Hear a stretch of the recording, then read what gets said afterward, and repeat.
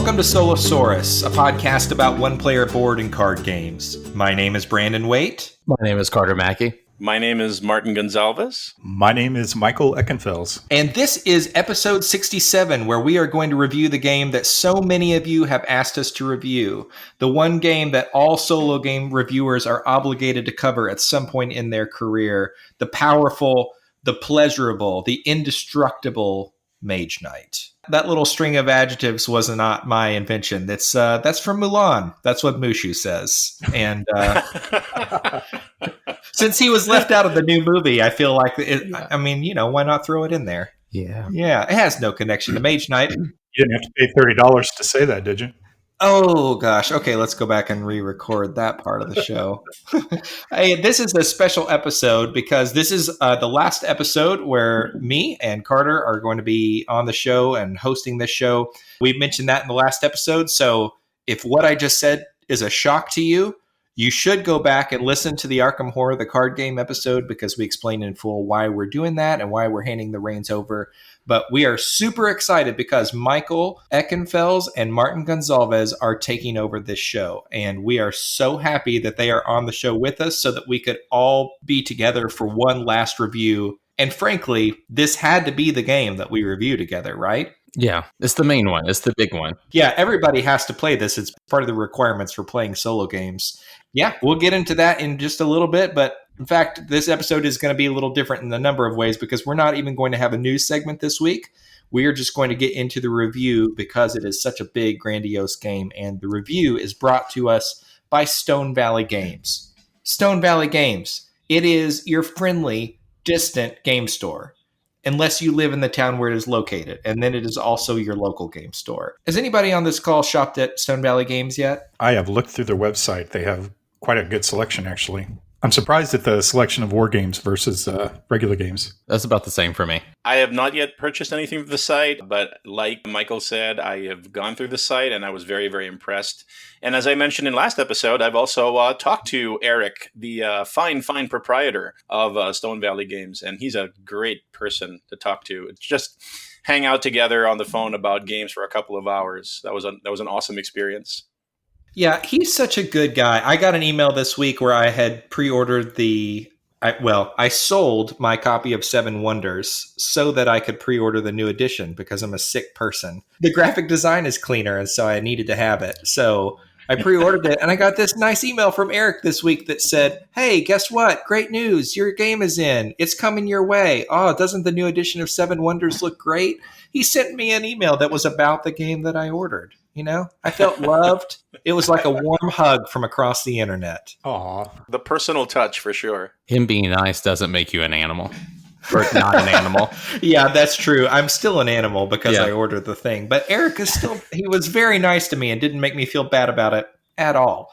So if you haven't yet checked out Stone Valley Games, y'all, you got to do it. Eric and Wendy are so friendly. They do a great job packing their games. And like these guys have said, the selection is really great, especially if you're into war games. I feel like Eric has done a really good job of looking into what's hot in war games and has begun to stock a lot of that stuff, especially DVG games. If you're into their stuff like Castle Itter, which we reviewed on the show a while back, definitely go on to their page and give that a look. That is stonevalleygames.com. All right, folks, we are going to get into the review, which this episode is for Mage Knight. Mage Knight comes to us from Mage Knight comes to us from designer Vlada Shivatil and publisher WizKids and was released in 2011 and plays 1 to 4 players. In Mage Knight, you take on the role of, brace yourself, a Mage Knight. A mysterious being who has been sent through a portal by a council of some kind, like an interdimensional school board, to come and conquer this unknown land. So using a deck of cards that represents your powers, you're going to draw upon the magical power of the source to cross the dangerous lands and battle monsters and conquer keeps and wizard towers and recruit units and grow in power. And if you can become powerful enough to conquer the 3 cities of this land before time runs out, you will win this game. Or probably not win the game, as the case may be, because it's actually ridiculously hard. It's so hard. That's a pretty good introduction, right? It's a 1 to 4 player game, but actually nobody should play it with more than one player? This is how I was introduced to the game, but it was like learning the game on the fly with one other person. So yeah, it was not my favorite experience. That's nobody else. Michael, have you played this multiplayer? No, I have not. Okay. And Martin, you said you had not, right? Other people? What's that? Oh, yeah, that's right. Oh, this is a solo game show. I forgot. Yeah.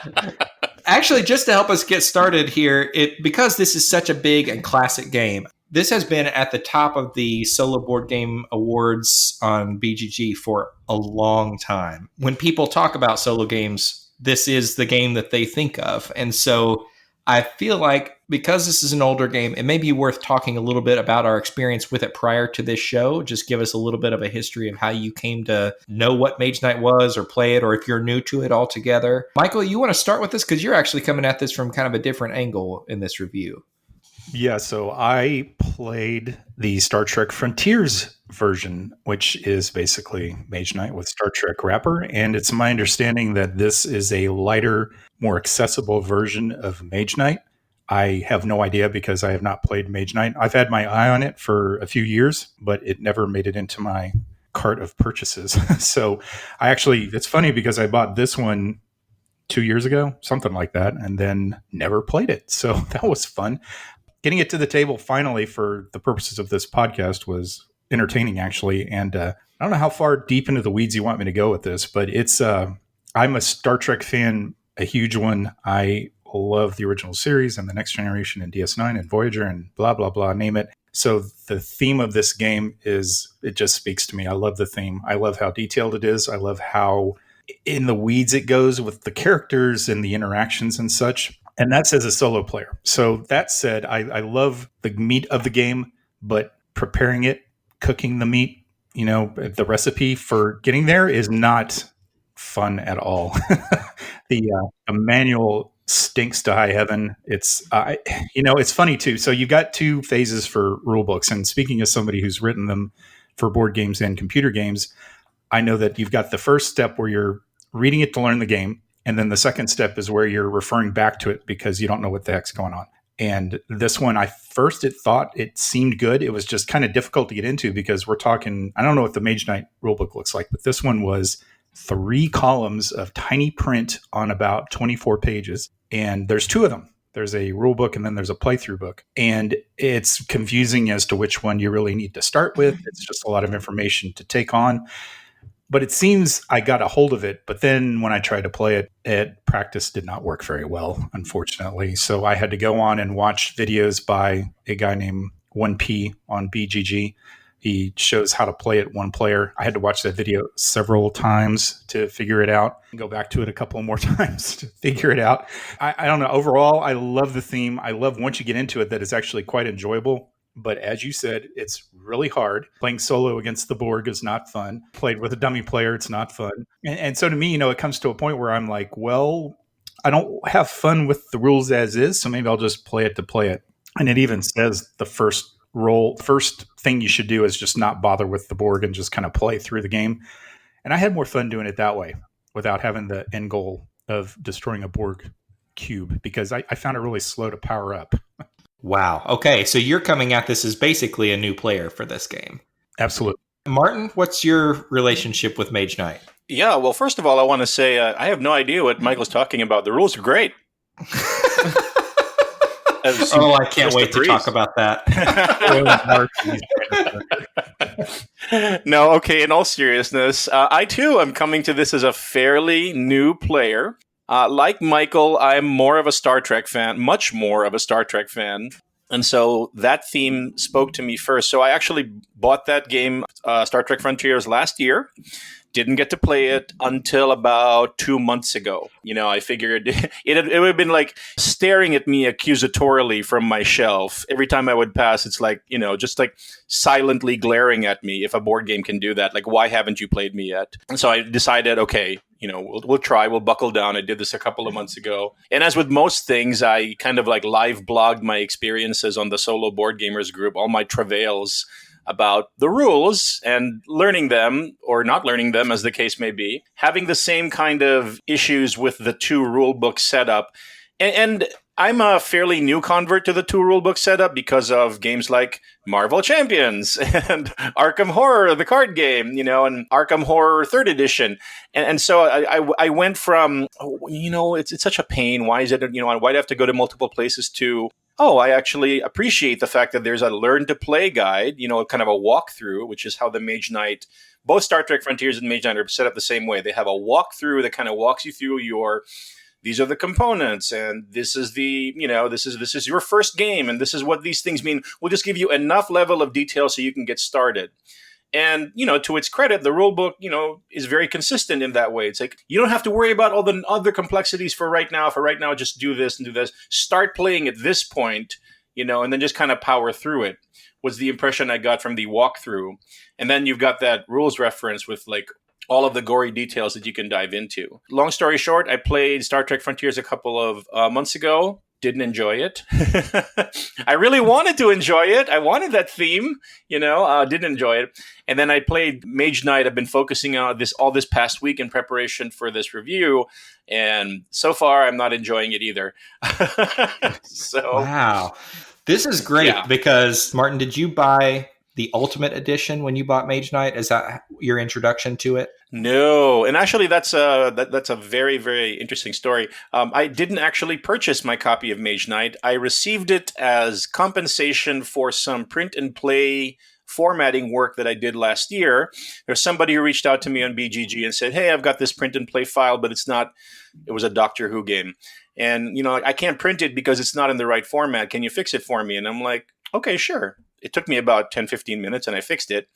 And then he was so appreciative. He's like, "Look, go to my collection on BGG, find anything that I have indicated as for trade in my collection, and then you can pick a couple of those." Mage Knight was there. And so I'm like, "Sure, you." And he was more than happy to send me his copy of Mage Knight, not the Ultimate Edition, but I will say it does have the broken token insert. All the cards are sleeved. And then I posted proudly, and the miniatures are even pre-painted. And I was so proud of it until there were a couple of folks who were snickering. They were snickering and they were like, "Should we tell him? Should we actually? No, let's just let him have it." He seems so happy that the miniatures actually are pre-painted. So I was being extra happy about something that actually everybody gets with their copy of Mage Knight. But I do have that broken token insert, which I find very, very helpful to keep things organized and to make the game less intimidating than it already is with all of its stuff inside it. So that's my experience with Mage. Yeah. That's not bad to start the game with a broken token insert, because this thing is a bear to set up and has a ton of pieces. Yeah, I'm kind of surprised that you haven't gotten one yet. Well, so the reason I haven't gotten one yet is because I saw there's a folded space insert that was just released for it. And it looks really sharp. It holds all of the expansions, which I have, and it looks like it does so pretty compactly in the base game box, not the Ultimate Edition box. And I was just waiting for that to come out because it's quite a bit cheaper than any of the other options, as folded space usually is. You were introduced to this game, Carter, quite a long time ago. You said you played it for the first time multiplayer. Yeah, it was when it came out. When it came out, okay. Yeah. But then you hadn't played it since. Right, so it's been since, I guess, 2011, 2012, whenever it was, since I've played. And yeah, it was an overwhelming experience because I thought this person was going to explain the game to me. And then he was like, "All right, well, here, I'm still punching these tokens out. Do you want to look at the rules while I'm doing that?" And I was like, oh, this is going to be a really long night. And it was. I can't remember how long I was there, but it was a drawn out experience. This is a little interesting because we had our first experience with this game with the same person, although not on the same night. The guy who bought Mage Knight in our area was really excited about it, and I must have gotten game 2 with him because he wanted to sit down with me and one other player to play it back in 2011. And first of all, a 3-player game of Mage Knight should be prohibited by law. It was an atrocious experience that took, I'm trying to remember now, we started at 3 in the afternoon and we ended at like 4:30 a.m. It was one of the worst experiences of my life, my entire gaming life. But I came back to it a lot sooner than you did. So you just now revisited it now, correct? Yeah, it only took, 9 years? Yeah, so you feel you have recovered? It definitely should only be played with one person. Yeah, there's no question about that. After that first game of Mage Knight, I actually sat there thinking, this is so long. I feel like I'm waiting ages for my turn. And I looked over at the box, and I was relatively new to board games at this time, and I saw it said on the box 1 to 4 players. And I was like, huh, 1 player. I'd never seen that before. That was my first time looking at a game box and seeing the 1 on there. And I asked the guy about it while we were playing because I started thinking to myself, well, if this plays only 1 player, I bet it plays a lot quicker than this. And just so folks know, if you haven't played it, still not a quick game when you play 1 player, but anything seems quick at 3 a.m. So I asked him about that and asked him if I could borrow it, and took it home and played it and had a much better time playing the game, and actually went out and bought it. And I've had it ever since then. This is probably, I'm just looking at my shelf now, probably this game, Dominion, and Eclipse are the oldest games in my collection as far as like the longest running time on my shelf. So I've loved this game for a long time. I have all of the expansions for it, although I'm not crazy about everything in them. I proofread and did some editing work for one of the expansions for this game, the last one, the Shades of Tesla. I think I'm listed in the rule book for that one for doing some just like basic proofreading work. But yeah, so I have a long relationship with this game. And I asked you all that because I feel like it's going to be helpful for listeners to hear. This is a game that is lauded by a lot of people, and it's assumed that this is an insta add to your collection if you are a solo game player. I think it may be helpful to hear from people who have a wide variety of experiences with and opinions on this game. And based on what I'm hearing, it sounds like that may be what we're getting. So let's go right into the first bit of the review here, where we just talk for a moment about the components. Who has some thoughts on the components for this game? Well, okay, so Martin here, and I already told you that, I was super excited that I had my pre-painted miniatures, and they weren't. I mean, they actually are pre-painted. But yeah, they're not, shall we say that I have seen many miniatures that are better, that are nicely more detailed, that don't look as childishly done, I think. There's a game that you can get, or that used to be able to get, mass market, Magic the Gathering Planeswalkers game. Does anybody know what I'm talking about? Oh, yeah, that was the HeroScape reboot attempt, right? Right, I think so. And I think that the miniatures inside this Mage Knight game are kind of on par in that game. I was impressed by the fact that everything, cards and tokens, appear to have a linen finish in this game. I wasn't prepared for that. And I've seen folks respond viscerally to the game. Like, I posted pictures last night on the Solo Board Gamers, and a couple of people replied and said, I just see the components and I get excited, and I get excited by feeling that linen, the linen tokens and whatever between my fingers. So it looks like that's a real thing. Like, people have bonds with the components of this game. The final thing I'll say about the components is that in my copy, even though all the cards are sleeved and nicely sleeved, like these are high quality sleeves, every single card is curving. Not one single card is flat. I don't know what's up with that. I don't know if it was because of how the game was stored before I got it, and I don't know if any else of you have a similar experience, but it's just weird to see all the cards laid out on the table and every one of them is like a banana.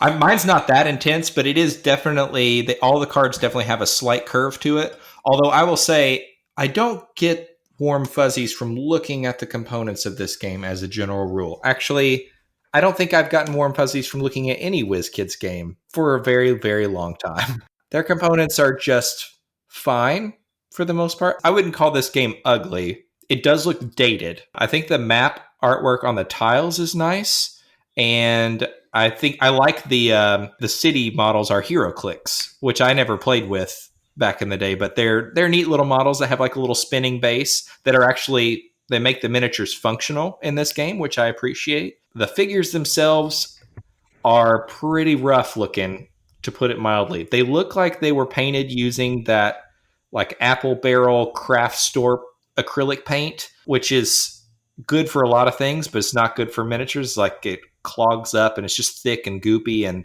it looks like it was painted with thick, goopy paint that just destroys the details on the models. And some look better than others. There's the blood magic woman who actually, she looks pretty muddy and awful, but the dragon looks, pretty metal, right? Yeah, it's not a bad dragon mini. It's a decent looking little dragon mini, and I think the tokens and everything are fine. The cards, I actually think, are some of the nicest cards in any game that I have. I don't know what it is about them, but they have like a certain weight and heft to them, and the linen finish is intense. So they just make like a nice little sandpapery sound when you rub them together. Some of us like that. I feel like my main takeaway is everything in it does look dated. I think when it came out, I thought, like, oh, this is cool. Like, linen finish on stuff. That wasn't as standard then. It came with minis that were pre-painted, and it was just like, that fact was cool. But now looking at it, it's like, well, these minis aren't great. They're definitely not painted well. They're kind of squishy plastic. It hasn't held up well over time. No, I completely agree with that. Now, what about not the Mage Knight Frontiers, the Star Trek Frontiers components, Michael? I'd have to agree to an extent. So the minis themselves, I don't like what they represent, but I can talk about that more later. What they look like cheap little knockoff, those 99-cent toys you could buy in the 90s of Star Trek ships and things. That's kind of what it feels like. And they're so small too. So it doesn't, I don't know. It just, they're painted, but they're not painted in detail. So like the Enterprise D, for example, is this kind of a bright silvery finish to it. It doesn't look good at all. I think the best part of the minis is the Borg cubes and the Borg spheres, which are just kind of flat black, and that's pretty sad to say. The rest of it, to me, it's weird to have bad guys being just tokens.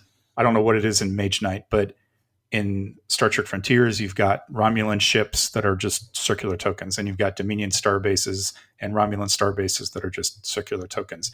If you have minis on one side, for one side of the game, it's weird for me to not have minis for the entire thing. And I get that that's a cost thing. Probably it just keeps it down, but it's just kind of an odd mix of play. And then the tiles themselves are a hot mess. They look like junkyards. When you lay down a new tile, you've got star bases, you've got outposts, you've got planets, you've got black holes, you've got all these things, and it just looks like something somebody threw up from the 70s, kind of. I don't know if that makes any sense, but it's just a weird polyglot. But once you get used to it, it's okay. Like I said, I love the theme of the game, and I think that is really expressed in the cards. As you guys said, I love the cards, I love the structure, I love how they feel, and I love the design too. It's very thematic. The art is awesome. It just kind of pulls you into the game. So there's a lot of mix up here for me, mixed signals when it comes to the component quality for Star Trek Frontiers. Overall, it's kind of Parts of it I love, parts of it not so much. Yeah, that seems to be the consensus here among the group. And I think the one thing that does draw me in, and you touched on this, Michael, is the artwork. I get kind of a vintage fantasy vibe from this. I love overland adventure and always prefer that to something like a dungeon crawl, but there aren't too many games out there that do that and do it well. It looks like a world of possibilities when I set it on the table, and I like the artwork on the tiles and on the cards and everything. But beyond that, you could tell here in just these comments, the miniatures obviously not top notch, and there's a lot of other things. There's just weird graphical design decisions, and everything looks, polyglot's a good word. It's just crowded and kind of confusing icon wise. And what's interesting to me is, and we've touched on this too, but I think we ought to touch on it again, that same kind of approach to designing the look of the game, it carries through into the rule book. We've talked about the rules a little bit, but as these guys have already said, the layout is pretty rough to look at.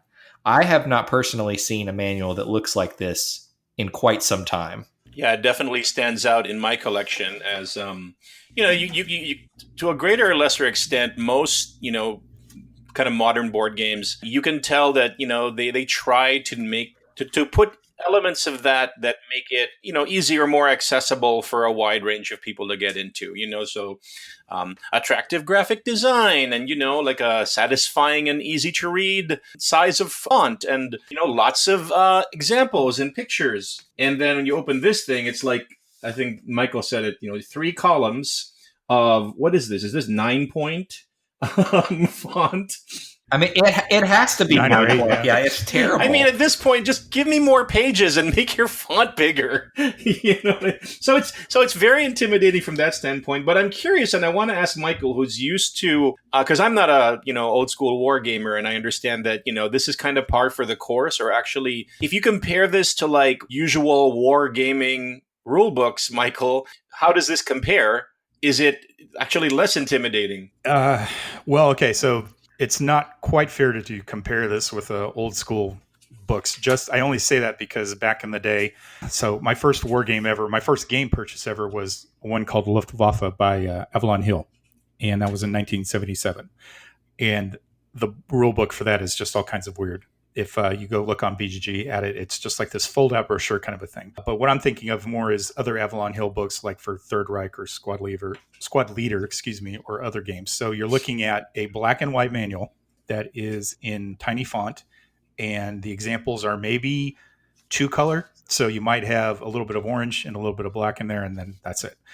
So from a initial look standpoint, the Star Trek Frontiers book looks good just looking at it, but then looking at like I said, the tiny print in the 3 columns, that's just insane. I would rather have something a little more approachable. Like Brandon, for example, I don't know if you looked at the Core Space manual before you sent it over to me. That manual, that is awesome. I mean, it's thick and it's like a graphic novel almost, but it's well laid out. Looks like it has good examples. Of course, it still remains to be seen whether it's a good manual or not. I have to read through it, but I would rather have something thicker that has larger print and has good examples throughout than have to slog my way through tiny print like that. It took me almost 2 weeks to get through those 2 manuals. I just wasn't motivated to do it. It was very intimidating to look at those, as opposed to back in the day when I'm trying to learn one of those games then, and it's like, I don't know. It was just something you had to do back then. Nowadays, I think we're spoiled to an extent that we have other rule books that are well done. These suffer by comparison, if that makes sense. Just before we went on the air, I told Brandon, when are we going to start recording? Because I'm still cramming for my Mage Knight final exam. That's how I felt. It really does, though. It is not an intuitive game to learn. I mean, Carter, you were just revisiting this rule book almost like for the first time when you were coming back to this, right? Right. Yeah. And I mean, I'll be honest, or I guess maybe fair to it, like I haven't gotten a ton of sleep recently. And so it's not the best headspace to try to do it. But yeah, man, it was a slog. Yeah. When I learned this game back when I first borrowed it from my friend many years ago, I went through that tutorial mission, which I think is a pretty helpful way to learn the game. That, in my opinion, it's not a bad introduction to the game series. You shouldn't be using that to learn the game anymore because there are lots of really good video tutorials from people like Ricky Royal and Liz Davidson that are much more helpful at introducing you to the basic concepts of the game before you actually start something like that tutorial mission, right? But the design of the book is 50 Shades of Beige with black serif font, like you said, that must be 9-point with brown headings. This is like begging you not to play it when you look at it. It is the most revolting looking rule book I have seen in a long time. And I do think that once you've learned the rules and you go back to use it as a reference book, it works fine. It's still not the best one that I've ever used. But in that regard, Michael, you could tell me if I'm speaking out of turn here, that's the way I typically feel about war game rules as well. Or at least the ones that we've covered, is that they make better reference books than learn to play guides. That's how I feel about this as well. The only really positive thing I have to say about the rulebook is there's a nice summary on the back page of the rulebook that I found to be very helpful in terms of just looking at symbols, because there's a lot of iconography in this game that can be very quick, very easy to lose track of. And in the base box alone, there are several different scenarios for playing this game. And most of them are not going to be a good fit for solo play. I think the only ones I ever play are Solo Conquest, which is, I mean, that's the gold standard way to play the game. But I appreciated that in the rulebook, there is a variety of play options, if that's fair to say. Now, did anybody else even try the other modes for the game? Nope. Okay. Nope. That was enough for me. That's great.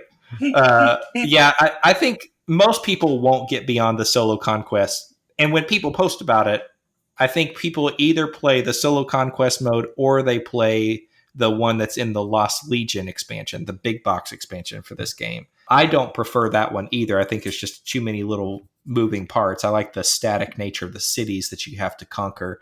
But I don't know. I thought for all the rulebook's faults, it was nice that they included several play options. But very clearly, not a grade A kind of rulebook.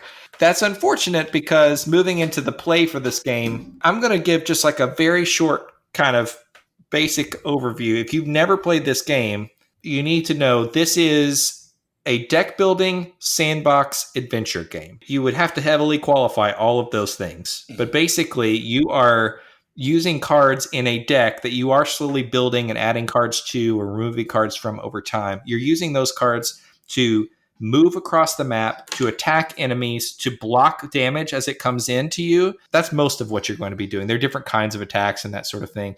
As you play these cards down, if you get a handful of cards you don't like, you can play cards in your hand sideways for one move or one block or one attack, which is the key component of this game that I think has a lot of people hooked.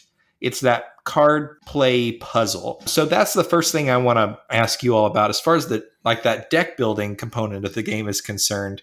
How was that for you? Sure. That was my absolute favorite part of this game, was the deck building. And it tickles my brain in the same way that Marvel Champions or Arkham Horror LCG tickles my brain, in that when you start out, you've got a hand of 5 cards, and it's kind of cool because each card has a weaker action, and then if you spend some mana, you can get access to a stronger action. But right off the bat, you look at your cards and you realize, well, I can't do everything I want or need to do, so now I have to make these hard choices. And then there are, different ways that you could combine the cards just in your hand and decide to play them to be able to say, okay, well, I want to move to that spot, but the movement cost is going to be this much. Let's say it's 6, but I can only make 5. Oh, but if so it's got that, like, I'm going to try this thing, and then other possibilities follow on from that path. And then you either go down that path or you back up and say, but let's try this option. And that whole feel was really amazing to me. From the standpoint of it, the deck building component was a lot of fun for me. And I will say this, if that's all this game was, it would be an amazing experience for me. Just stop right there, or like something that you had said, Brandon, with our review last week about Arkham Horror, is that the whole time you're playing Arkham Horror, you're wishing it was Marvel Champions. And I kind of felt the same way with this game. This deck building is great. If only this was Marvel Champions, then. That's really good. That's a good way to think about it. Yeah, I'm not. And I don't know how much hatred I'll get here. I'm not much of a fan of deck building games. But that said, I am slowly but surely getting better at it. I had a bad experience with Magic the Gathering back in the late 90s, discovering it and then having the rug pulled out from under me. I don't know if you want to hear that story or not. But suffice it to say that I have trouble with, you've got to use this card to tap this card to power this card and then sacrifice it to attack this card. That kind of thing just drives me nuts. Of course, I say that, and then I'm sitting here playing a Hex Encounter war game. The LOC, the line of sight, and the zone of control for this and that, and potato. So in this particular case, though, I like I said, I really love the cards in Star Trek Frontiers. So it was very simple to figure these out. And like I said, I used to have a hatred for deck building games, and I'm slowly learning otherwise because some games do it for me, some don't. This one really wasn't that bad. Yeah, I think that's this sort of thing I've heard a lot of people say. It is enough of a different take on deck building that if you're not typically a fan of deck builders, you might still enjoy this one. And now, did you enjoy the deck building in this, Carter? Yeah, I would say so. It has that like kind of puzzle quality that's just like trying to figure out, okay, well, I need the 6 movement, but only have 5 right here, and just really trying to figure out and optimize make the most out of what you have in your hand. And like, I've always liked that. I like that, like, these are your resources you have to use, and figure out how to do, like, to accomplish your goals with what you have, and, you know, modify your goals. And this, like, gives me all of that really well.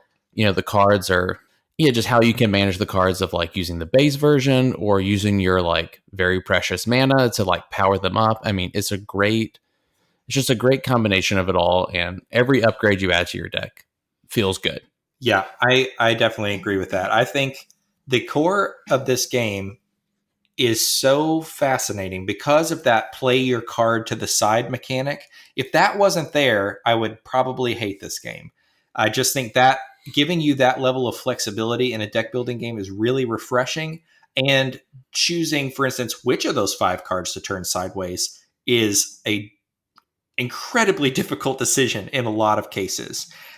This, as much as I enjoy this, I will say, when I think about getting this game out to play it and whether I feel up to it or not, the rules are certainly a factor and time is certainly a factor.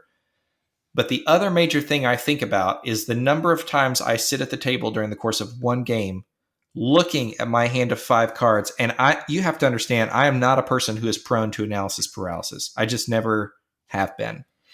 But this game will melt my brain down trying to think about, especially toward the end when you're conquering the cities, or if you're in a really tough fight, I will just stare and stare and stare at my cards trying to think about, okay, is it better for me to use my mana to power this card and turn this one sideways? How much of this should I block? How many wounds should I let into my deck? It is so brutal to me in that way. And I know a lot of people don't seem to find it as difficult as I do. When I watch playthroughs from people like Ricky Royal, God love him, he looks like he's puzzling through it too, but his brain's fine. You know, I don't see any steam coming out of his ears on the camera at all.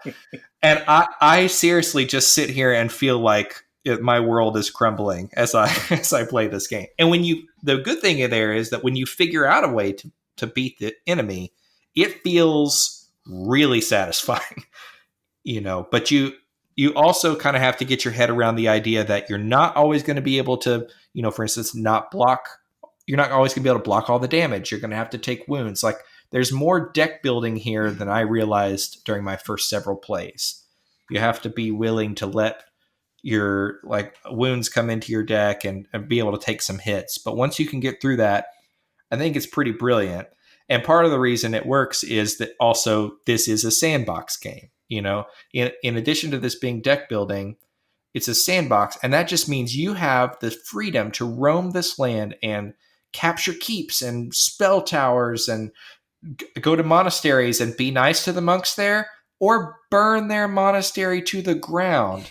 And what's really neat about that is, like, that's okay. You've got all these options before you.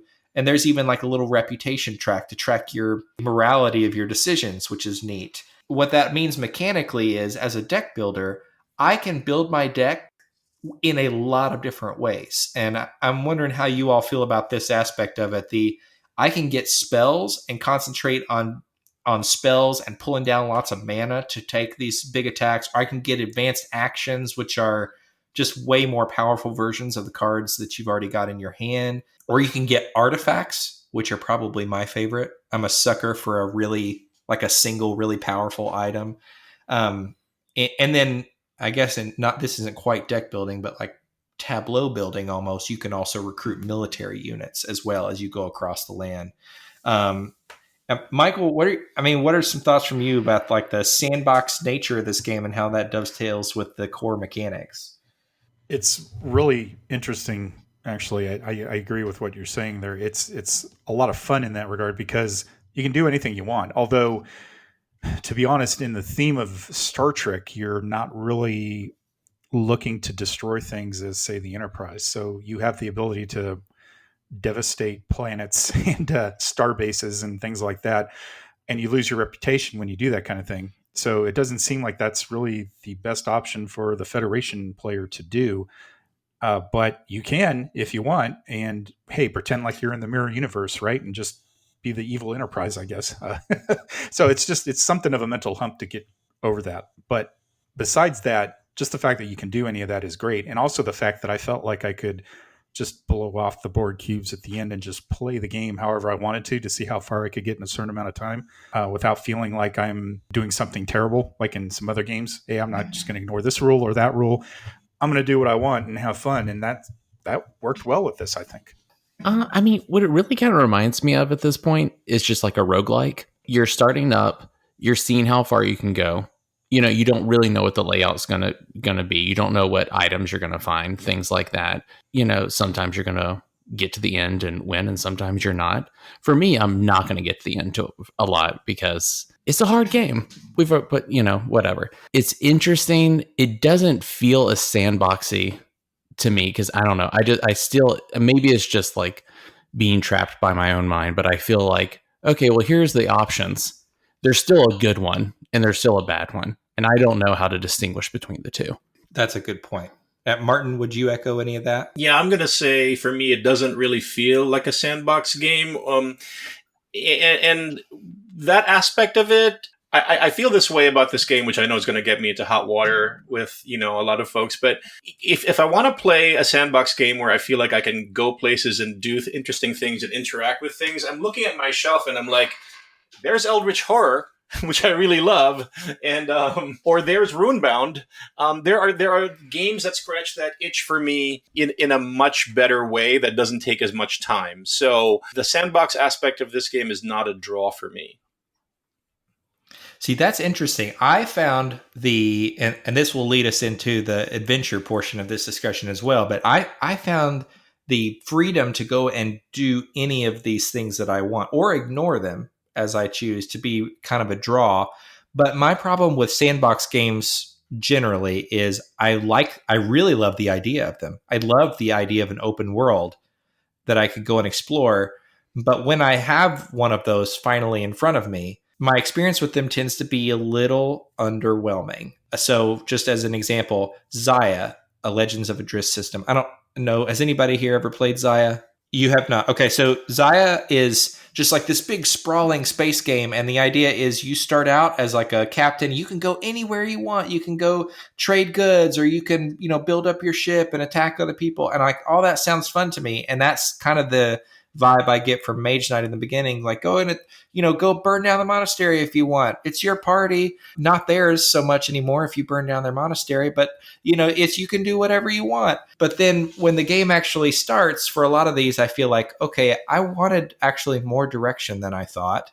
And I wanted you to push me more than I thought, because my game can really drag on if I don't. And so that's what ends up happening for me most of the time in these games. In this game, that is, shall we say, not a concern. The game pushes you constantly. There is a constant timer in the dummy player that is ticking down, pushing you to move forward. You only have 3 days and 3 nights to make your way through this land to the cities, and just conquering them takes quite a bit of time. So you can't be wasting a lot of time on your way through. So for me, that mixed with the fact that, you know, if you want to use your cards efficiently, you need to be using them for the effect that's printed on the card as often as you can. Like your cards kind of drive your decisions to a certain extent in a way that makes me feel like my adventure is bounded in a way that I need it to be an enjoyable board game experience. So, but all of that said, I say all that to say there's a sandbox feel to me that is conducive to having an adventure experience. But I think for a lot of people, they're not going to get that feeling. And we've already heard that from some of you. And you're not going to get the feeling of adventure. And it's going to feel like a big, grindy, punishing puzzle because of all of those restrictions and all of the things that are pushing you to keep moving forward. Was that your experience, Carter, with this game? That's kind of the feeling I got from you earlier. I guess the thing is, like, with the sandboxy film, like my comparison to like roguelike video games and stuff is like, my only goal is to get as powerful as possible, because there's no chance I have of actually taking down both cities if I don't like grab as much power as fast as possible, because there's such little time and it's such like a hard goal, at least in my mind. And just, you know, only only playing it a couple of times, you know. Yeah, less of a sandbox, more of a sprint. Right. I'll be honest with you. The only thing that popped into my head, Carter mentioned roguelike in relation to this game, is that there is a print and play game called Mini Rogue, which is only 9 cards. And you take these 9 cards and then you just lay them out. And it essentially gives you a roguelike dungeon crawl experience. And you do like 4 or 5 levels, and then the cards have a really neat way of scaling in difficulty, no matter depending on what level you're on, until you get to the big boss.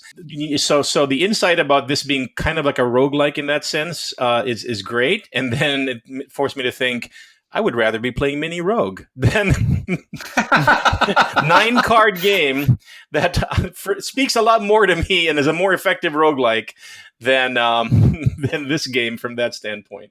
That's really good. Yeah. No, that's not a horrible thing to say. I mean, a lot of people taken it as a given that this is a game that they need to have in their collection, which is part of the reason I wanted to have this conversation. But you saying something like, I get a similar feeling from a 9-card game is the sort of thing that should give people pause, right? I think so. And, like I said, I'm also a huge print and play fan for those who may not know. And it's a game that I can get that feeling in about 20, 30 minutes, similar to One Deck Dungeon, which kind of is similar, although more punishing with when the dice hate you in One Deck Dungeon, then it can really beat you down. But again, you can get that, you can scratch that itch in about 20, 30 minutes, 45 minutes, and then without all the other overhead that you have to deal with in this game. That's kind of how I look at it. Yeah, that's really well said. And Michael, you though are still really digging on this game, it sounds like. I do, but so the rule book is the biggest hurdle, of course. Sure. Will I get it back to my table?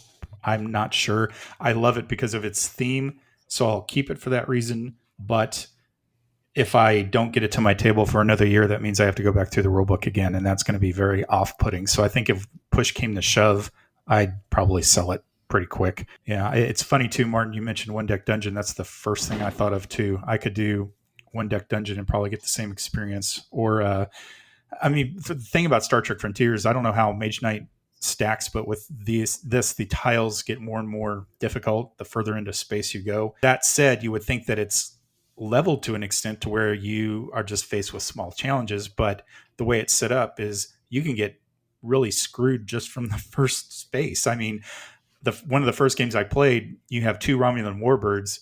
I go to investigate them both. They're both super powerful. One's got a bioweapon kind of a thing that causes, I can't remember what it is offhand, but it's like double damage. It's something insane. And the other one was just as bad. It's an antimatter weapon. So it's like, I can't take on either of these guys. I don't have the attack to do it. So, I felt really limited and it just wasn't fun.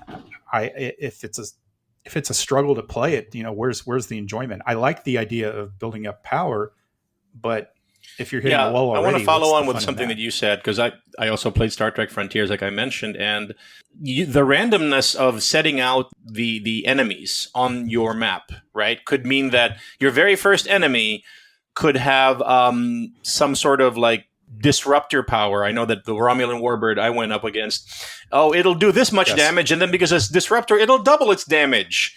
And it's also got, extra shields, which means that you have to double your damage just to be able to do something to it, And then so you're like, okay, I'm just this lowly Starfleet, tiny thing, or this lowly, I'm just a fledgling knight. I'm not anybody amazing yet. I can't deal with that. Yeah, so it's kind of discouraging. I'm just a little Klingon. I can't do anything to this guy. Now, that sounds a little different from the Mage Knight setup, because one of the things, when you set up the first tiles in Mage Knight, you're almost always going to get like an orc or something, like a green monster there on the first couple of tiles. And they feel like for the most part, pretty introductory level enemies. Is that quite a bit different than in the setup for Frontiers? Correct me if I'm wrong, Martin, but like I said, the main bad guys are the Romulans, which doesn't make really much sense to me in the scope of the game, but you have a stack of these Romulan warbird tokens that you're supposed to shuffle and draw from. And like he said, it's the same experience with me. I mean, you can easily put the bad ones just accidentally at the top of this stack and, well, that's done. I can't do anything. I'm done with the game. So I think that you would have to house rule it almost. Take the more powerful ones and maybe draw a little dot on the back, like red, for example. These will come out in a certain row once you get to that stack, and put a green one on the back of the ones that are a little easier to fight. It's a shame that you would have to engineer your game that way, though. You would think that the designer I would can have thought neither of it that confirm way nor first. deny that I have looked at an enemy that I'm about to engage and then looked at another enemy on the board and then swapped them. That never happened. We could talk about the play of this game. There's so many different elements of it. We could go on and on for a long time. But in order to keep the episode relatively short, we're going to move now into the good, the bad, and the ugly for this game, because this has given us an introduction to a lot of the things that make this game kind of special at its core, what set it apart from the other games. So we're going to structure this a little differently than we normally do because there are 4 of us. But starting with the good, let's give us your top 2 good things about this game. Martin, you want to start us off here? Card play, the deck building, is to me the absolute standout thing about this game. And as I said earlier, if you detach that from this game, and then I think it can stand as a game in its own right. I mean, games like Marvel Champions kind of proves that. And I would find it interesting and I would play it. So that's one good thing I like about the game. Ooh, another good thing I like about the game. You don't have to come up with the second one, Martin, if you don't want to. Yeah, I have this mental image of me trying to squeeze a stone. Oh, man, it's so hard. I'm going to have to pass the baton to someone else. Outstanding. Michael, what about you? What are a couple of good things for you about this game?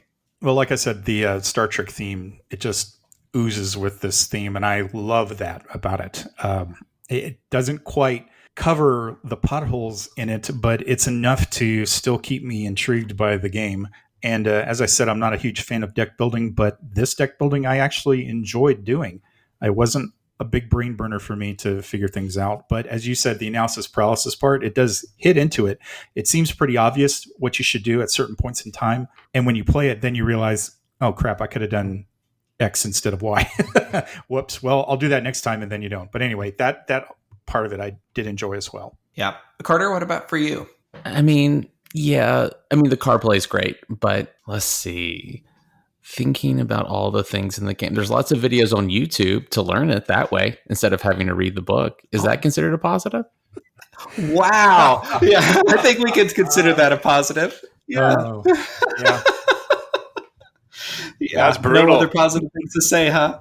Yeah, I mean, all the others, there's lots of like things that are fine to me, but the deck building is the only thing that really stands out for me, and just like how the card play works. Yeah, I agree about the deck. The card play. Obviously, I think that's really interesting. So 2 other things I would say is, first, I think this game has a tremendous sense of growth. I think by the time you get to the castles, even though you're going up against very difficult enemies who kind of make you forget that you've grown a lot over the course of the game, you start out doing, a couple of points of damage when you're fighting something at the beginning of the game. And by the time you get to the end, if you can organize things well and time things right, you can be doing these spells that, cause all the enemies to not attack this round at all, which is a huge deal. Or, you're doing huge amounts of damage by hurling a meteor at this castle. And I think that is cool. I like that sense of growth and the different options that exist for growth during the course of the game. And then piggyback on like the sandbox adventure nature of this game. I think that the emergent story that comes out of this is, for me, one of my favorite things about the game. Do not hear me say that this is a game that has great story, because it doesn't. It's not like you can open up the book and in a traditional sense get this really, fantastic story or background or whatever. But I can remember games where I went through the landscape and just decided I'm going to be a jerk. I'm going to be like the Untitled Goose Game equivalent of a Mage Knight, and I'm going to go and burn this whole land to the ground. I'm going to burn down every monastery I see, and I'm going to, I don't know. I like the idea that I can create my own story each time I play this, and the morality or reputation system assists with that. So those are definitely the 2 standout things for me. Although, of course, like everyone has said, that core puzzle for the cards is excellent. But this is definitely not, by any stretch, a perfect game. So we're going to talk now about top two bad things about this game.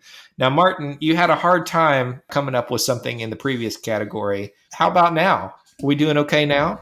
Oh, for bad? Let's just put an asterisk beside that and say not for me. That's good. Right? So the incredible complexity relative to what I'm A, used to, and B, comfortable with. I mean, I've only been in the hobby a little bit less than 2 years, almost 3 years.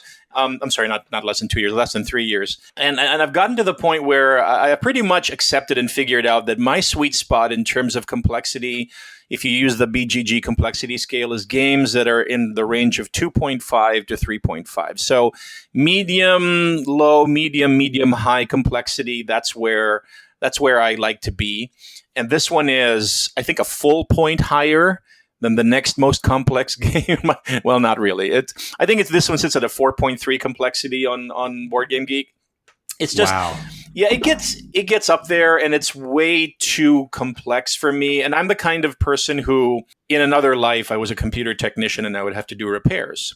And I was the type of person who, if I would get 3 to 4 steps, if a repair procedure took more than 3 steps, I'd start getting worried that I wouldn't be able to put it back together. And that translates to how I approach games. If I'm looking through the rules or I'm learning the game and I get a sense of complexity that there's just no way for me to hold all of this in my head, it affects me on a visceral level. And this partly explains why I couldn't enjoy the game we reviewed last episode, Arkham Horror. I tried famously 4 times to try to wrap my head around those rules, and that's only at a 3.3 complexity, only, quote unquote, or 3.4 complexity for me. So until I finally evolved and grew to the point where I could actually start enjoying it, and we had that moment last episode where I said I'm actually enjoying this now. I think I have to grow 5-10 more years just to get to a point where I can start enjoying and grokking the complexity of this game. So number one bad thing for me is the incredible complexity. I don't ever feel like I'm having fun. It's just work. It's just a final exam. And I don't want to go back to school to play a game. Yeah, that's a good way to say it, and a totally valid complaint, because this is not a lightweight game by any stretch of the imagination. And I think it's a lot more complex than people even imagine it is when they first pick it up. Yeah, that's very good.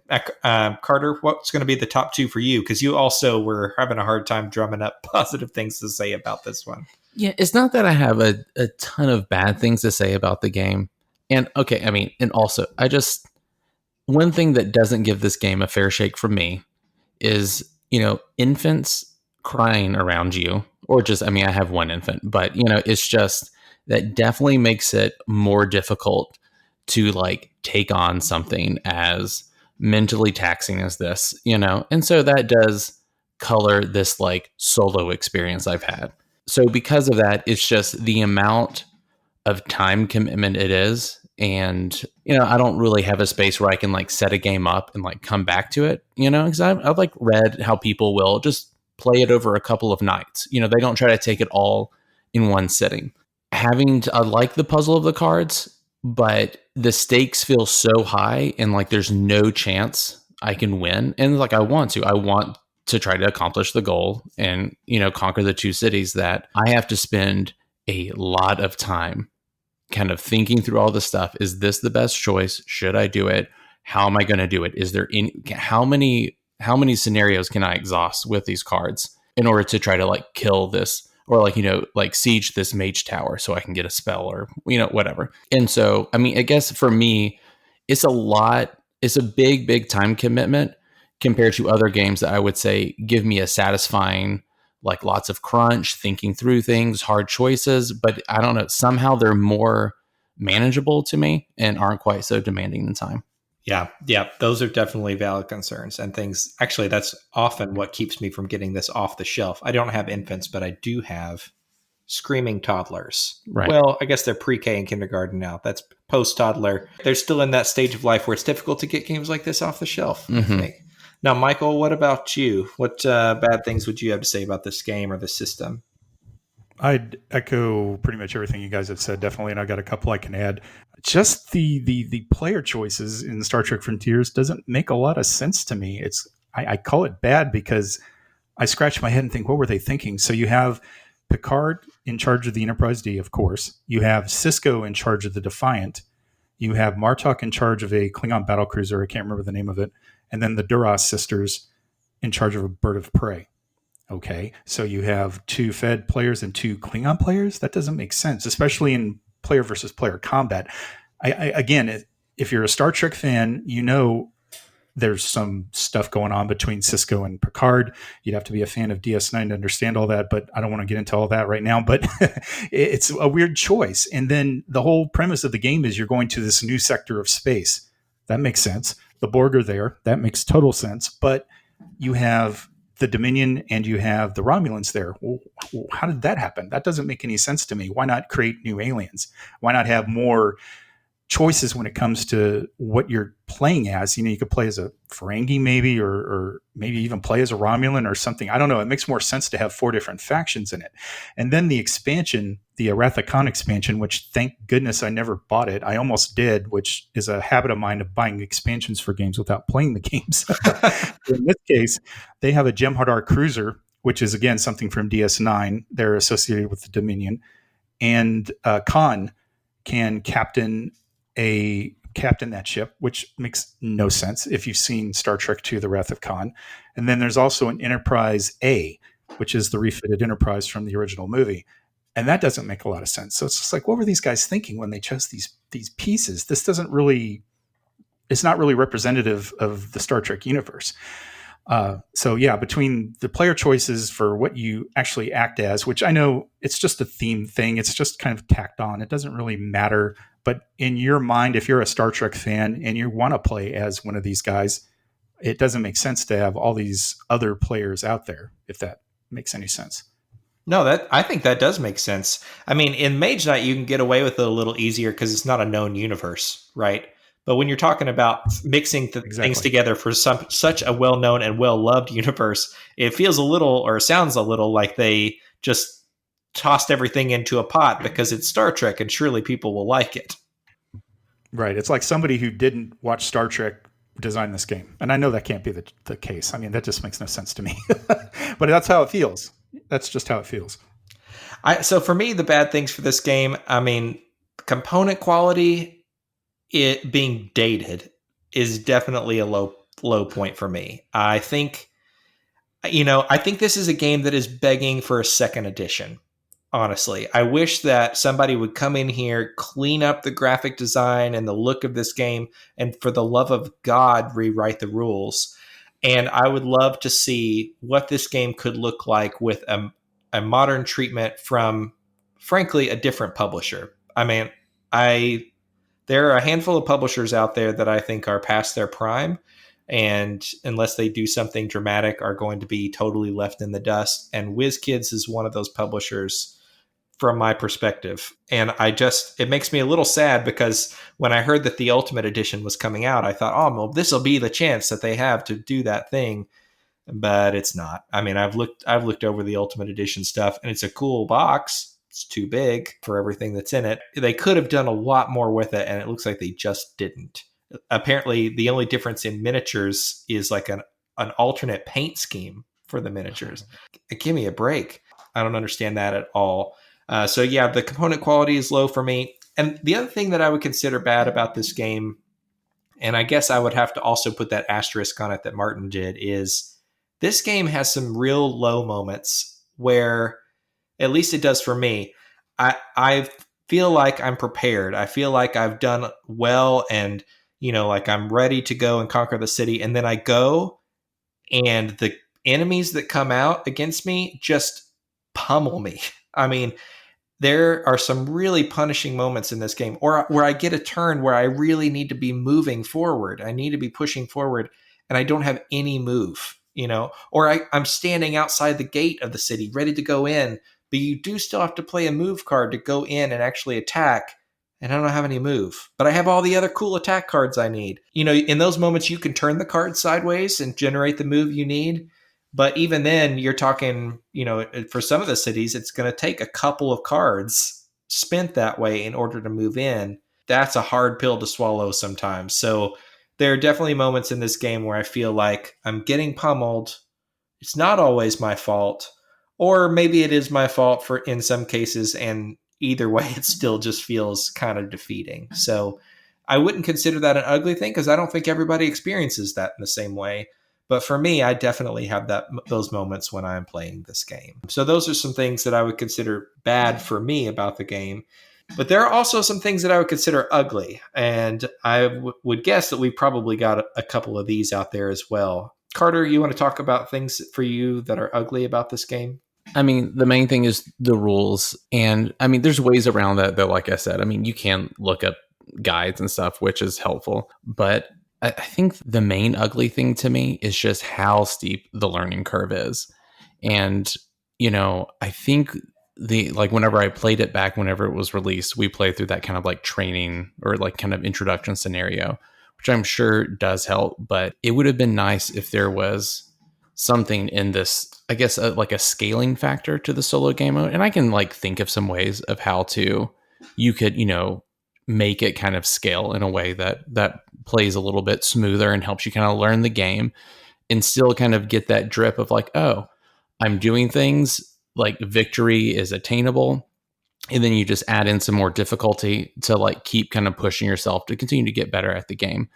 I mean, the game I think of that does this really, really well is like Spirit Island.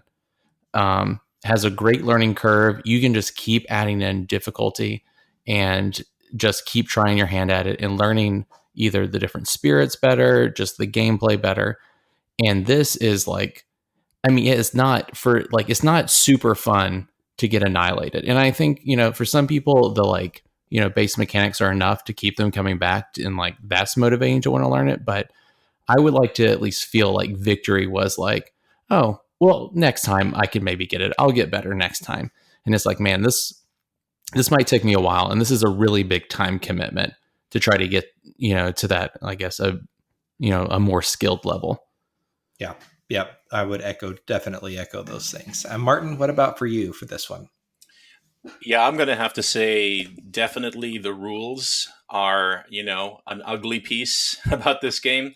Without a doubt, among the top 10 worst rulebook experiences I have ever had the displeasure of encountering in my career as a gamer, as a solo gamer. So enough said about that. The other ugly thing I'll say about this for me is not so much the game itself, but rather the community kind of around the game. And I know I'm going to catch some flack for saying this, but I've felt it, where it's like, if you have the temerity, the audacity to say something bad about this game before the solo gaming community or certain segments of the solo gaming community, you are shunned. You are a non-believer. Right? Yeah, absolutely. And then you have all these like well-meaning people jumping in and saying, once you get over the rules hump, it's really not that bad, and this and that, which I've kind of said, okay, just a quick side note. I've been in education for over 10 years, adult education. And one of the worst things you can say to someone who's about to embark on learning a very complex technical thing is, don't worry, it's easy. Right? Especially in a peer setting, because what if it's not? Because everybody acquires things differently, learns things differently.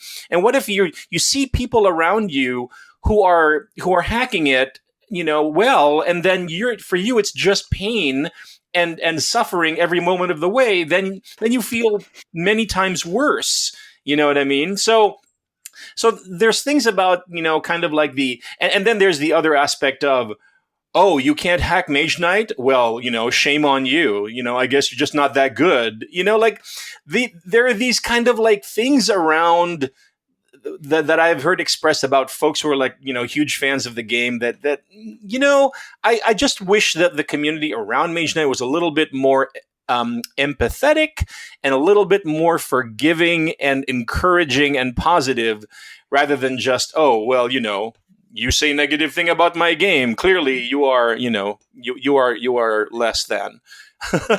So that's one thing that I wanted to get out and express about this. It's like, just because I don't like Mage Knight, just because it's not for me, doesn't make me any less of a solo gamer. That's exactly right. I think that's been a problem with this, well, probably with the board game community in general. I mean, that thing that you mentioned about not being able to hack the rules or it's easy. Like, don't worry, it's easy. I mean, what's your logical conclusion at the end of that, right? That there's a deficiency in you as a player or a deficiency in your intelligence or whatever that prevents you from learning this game. And that's an awful feeling. And that's not the sort of feeling that we would want to be promoting in this community. I'm glad you said that. Michael, what's your impression of the things that are ugly about this game? Well, I hate to beat a dead horse about the rules. I think y'all understand my feelings there. But there is that. When you take on a project like a Star Trek game or a Star Wars game, something like that, you have to be very careful because there are going to be people out there that are very unforgiving of your opinion. As Martin indicated there, I've been involved in instructional design too for many, many years. And there's good ways to promote things, good ways to push things and show how they work. And this ain't it. If you've got to go to YouTube or Board Game Geek to figure out how to play a game, that's a real big negative right there. I think this is rated 7.9 on BGG, and I do not understand why. Like I said, I like the theme, I like the card play, but there's a lot of potholes in it for me too. But I just don't see how this is so well loved. And maybe it is because it's Star Trek. Certainly for me, if this was another theme, I might not be all that about it. And like I said, I'd considered buying Mage Knight in the past. I don't know that I would purchase it now after this experience. I think that for a lot of people, there's an assumption, and I'm going to echo this for my ugly section. The rules are bad. The rules are just bad here. And I think for a lot of people, there's an assumption that this is a game that they need to play. And this is because it's been so highly rated and so well loved for such a long time that if you can't hack it for some reason or it's just not your thing, then there's something wrong with you as a solo player. And perhaps someone will come to your house and take away your solo game card or something. Those are the two worst things for me. I initially put on here that the other ugly thing is the learning curve, and it is terrible. But yeah, it's that sense that this is the pinnacle of what it means to be a solo gamer. You can grok a game like this and enjoy it and learn to enjoy it, acquire a taste for it. And that's what it means. I think that's kind of air that's surrounding it is maybe the ugliest thing about this game. And that's coming from somebody who is, we'll talk more about it in a minute, loves this game. I do love it. And I'm glad to hear that it is considered a classic, but it is certainly not without its problems, both in the rule book and in the box and in the community at large. So that's certainly the case. To wrap up this review here, we're going to talk about this stomp of approval. So if you're new to this podcast, what a doozy of an episode to start on, first of all. But second, this is an award that we've given out very rarely for games, and we give it out only to games that we would recommend, even if you only ever play it solo. And it's a game that we love. And so those are the two qualifications that we've put out there for the stomp of approval. And I'm guessing we're not going to get a lot of stomps for this one. But Carter, I'll start with you. Is this a stomp of approval game for you? And any kind of wrap-up thoughts that you want to put out there about this? Yeah, I mean, it's not going to be a stomp game for me. I mean, I will say that I think there's a lot of cool design things. And it's really easy for me to see why people love this game so much. Like, that makes perfect sense to me. And it's not like I think these people are delusional or, just completely misguided and just stuck idolizing this game. I think it's a classic for a reason. I mean, maybe this is wrong. Maybe there's new people getting into this game all the time still, but I feel like this is probably a game that people played closer to whenever it came out, really liked it. And I think there's probably more other options out that can kind of scratch the same itch, are more accessible, still have really high levels of complexity if that's what you like. I guess that's my main takeaway for the game. Martin, what about you? Is this a stomp game for me? This is really tough, guys. That's what I figured. Take your time, Martin. Yeah. Deep breaths. Okay. No, I think I'm ready to say to reveal finally that this is not going to be a stomp game for me. I will say this though, like Carter mentioned, I do understand why people would love this game, and if I were to put the reviewer hat squarely on here and say, if you are a gamer who appreciates mechanics, elegantly interlocking, mechanics that combine puzzly deck building with, a board and it's kind of like an open world thing. That you're going to love this game. This is great. This is kind of like the ultimate expression of all those things in one package for you. And there's definitely a lot to explore there.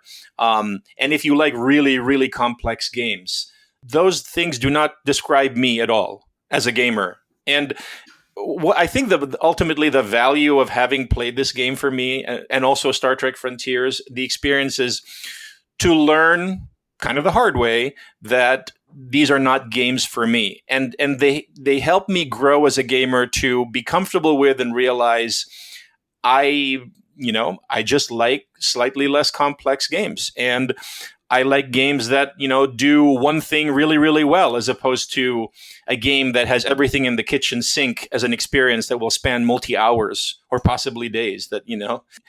I hope that people hear what I'm saying and think, I'm not like you, Martin. That sounds like my idea of gaming nirvana. And I say, more power to you. But it's just not for me. And you know what? That's okay. And I think everybody should have a space in this hobby to be able to grow and say, everybody like a lot of people like that game. I don't, and that's okay. It's not there's no value judgment there. Anyway, so yeah, not a stomp game for me. Michael? I'm going to have to kind of go ahead and agree with you guys there, echoing Lumberg from Office Space. The stomp of approval, to me, I think it means a game has to hit all the marks highly, and that means being very, very appealing to a wide range of people. We're talking rules, components, gameplay. Theme is probably negotiable, but if it's a good game, it's a good game solidly. And this just ain't there.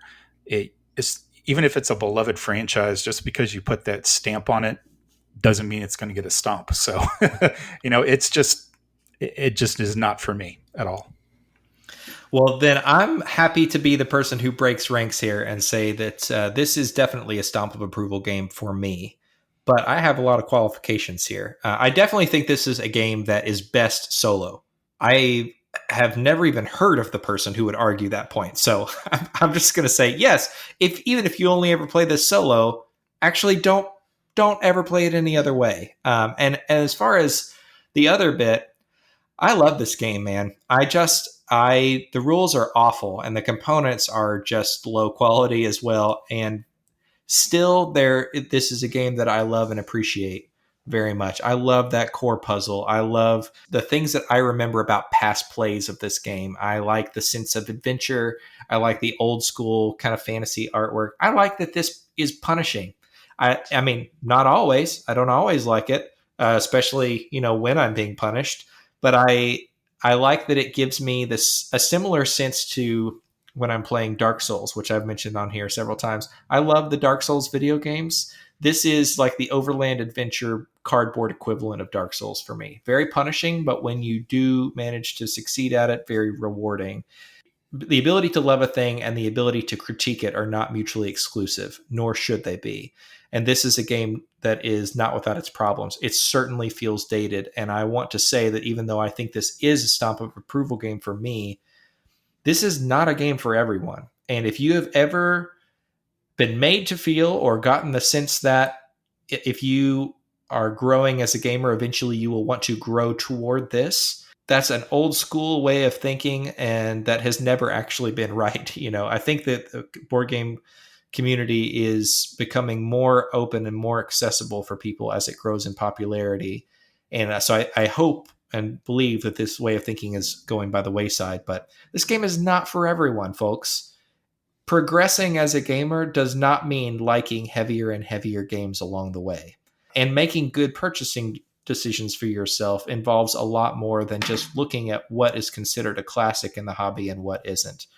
Over time, the ability to learn your own tastes, to learn your own limitations, to acknowledge the phase of life you're in and what impact that has on how you play, to acknowledge, frankly, what kind of space you have to play games and whether you can leave games set up for a long period of time. All of these things need to factor into whether this is a game that is right for you. This game is a game that is barely right for me in a lot of ways. I mean, I get this game out once a year. I really, really get the hankering to play it that once a year, and so I'm glad I have it. But if I was new to the hobby and didn't have some of the other connections that I feel to this game, with it being, my first solo game, really, I'm not sure that I would still see it in the same light. So that's a complicated way of saying, love this game to death. Really glad to give it a stomp, but man, it's definitely not for everyone. And in fact, this past year was the first year. I think this is right. This is the first year that Mage Knight was not the number one solo game on the One Player Guild's annual ranking of games, where everybody votes on it and you see what rises to the top. It's always number one. People joke about how it's always number one. And this past year, it was number 2, and Spirit Island was number 1. And a lot of people were just up in arms over that change. And even as somebody who loves Mage Knight, I was thrilled to see it dethroned, because to me, that is a sign of some of this attitude falling by the wayside, and also just a recognition that this is not the be-all, end-all of solo games. It just isn't. I mean, I'm also not sad about it because I love Spirit Island too. But yeah, this is not the pinnacle of solo gaming, and it never actually was, but it's still a fun game. Anything else anybody wants to say about this before we wrap up? I'm good. Well said, Brandon. Really well said. Thanks. Well, thanks for letting me get up on my soapbox there for a minute at the end, guys. This is not a game that's going to be a Solosaurus stomp of approval game, but hopefully this discussion has been the sort that helps you decide if this is a game that is a good fit for you as a solo player. So thank you all for listening to that. And before we wrap up this episode, I just want to say, first of all, thank you very much. Carter and I have thoroughly enjoyed this show and doing this show for the last few years, and we have been so thankful for your support throughout the time that we have done it. But even in just the last week alone, since we released the last episode and we announced that we were leaving and that Martin and Michael were taking over, your responses have been so overwhelmingly kind and supportive. I have not gotten a single negative remark from anyone. People have said, have expressed their thanks to us for doing the show for a long time, and that means a lot to us. But I think what means just as much, if not more, is how many people said how excited they were that Martin and Michael were coming on to continue the show. And so, first of all, thank you all so much for your support throughout all of that. I'm thrilled to hear that, and thrilled to hear that so many of you will be sticking with it.